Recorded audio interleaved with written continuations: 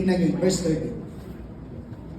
So if you simple people know how to give good gifts to your children, how much more will your Heavenly Father? Lord, bakit ka effective? Lord, bakit kapag nananalangin ka may result? Ito yung sinasabi ni Lord. Ito yung mas kailangan mo. Our Heavenly Father, give the Holy Spirit to those who ask Him. Amen. Ito yun.